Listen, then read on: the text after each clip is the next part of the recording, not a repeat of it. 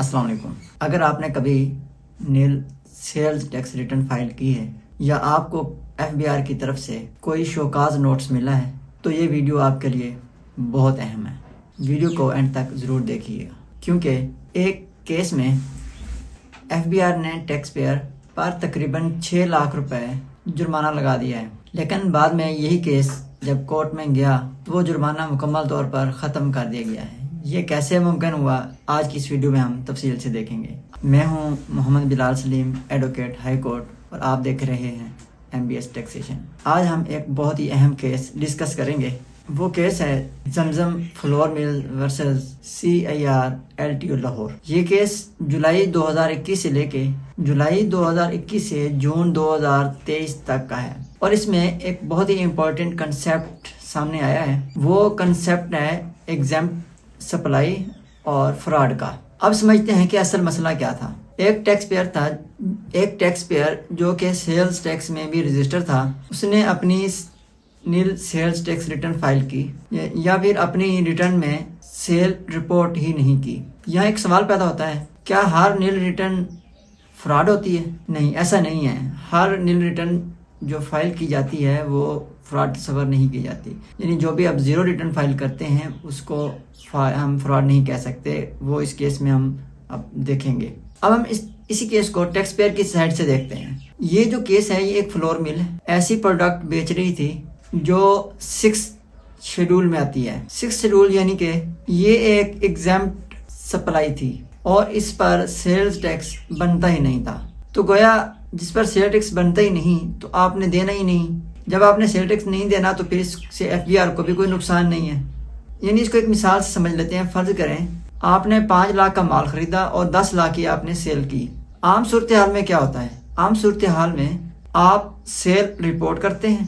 آپ جو بھی سیل رپورٹ کریں گے اس پر آؤٹ پٹ ٹیکس لگتا ہے، لیکن اس کیس میں آؤٹ پٹ ٹیکس تھا ہی نہیں کیونکہ سپلائی ایگزیمپٹ تھی، اس لیے FBR کو بھی کچھ نہیں ملنا تھا۔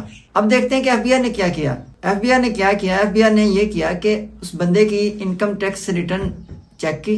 انکم ٹیکس ریٹرن میں سیل شو کرائی ہوئی تھی، پھر اس نے اسی بندے کی سیلز ٹیکس ریٹرن کو چیک کیا، وہاں پر سیلز شو نہیں کروائی گئی تھی، اور پھر کیا ہوا، بغیر پراپر اینالائز کرنے کے فوراً شوکاز نوٹس دے دیا گیا اور فراڈ کا الزام لگا کر 6 لاکھ کے قریب پینلٹی بھی لگا دی گئی۔ انہوں نے سیکشن 11 فراڈ کے لیے لگایا، سیکشن 33 شارٹ پیمنٹ کے لیے لگا دیا، جس کی وجہ سے 6 لاکھ روپے جرمانہ ان کے اوپر اپلائی ہو گیا۔ اب اصل مسئلہ کیا تھا اس میں؟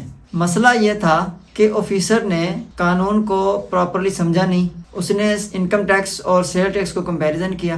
اس نے یہ نہیں دیکھا کہ جو سپلائی تھی وہ ایگزیمپٹ تھی، اس پر ٹیکس نہیں بنتا تھا، اور جب ٹیکس بنتا ہی نہیں تھا تو پھر شارٹ پیمنٹ کیسے ہو سکتی ہے؟ اس کے بعد کیس چلا گیا اپیلیٹ ٹریبونل میں۔ جب کورٹ میں یہ کیس چلا گیا تو ٹیکس پیئر نے یہی بات، سمپل بات کورٹ میں کی کہ میری ساری سپلائی ایگزیمپٹڈ ہے، میرا کوئی ٹیکس پیبل بنتا نہیں، تو پھر میرا فراڈ کہاں سے آیا؟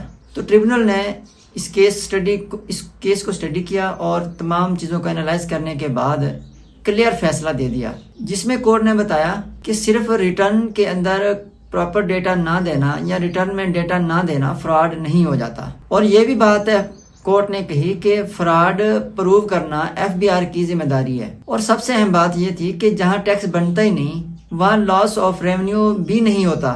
اسی بنیاد پر جو پینلٹی لگائی گئی تھی 6 لاکھ روپے، وہ مکمل طور پر ختم کر دی گئی۔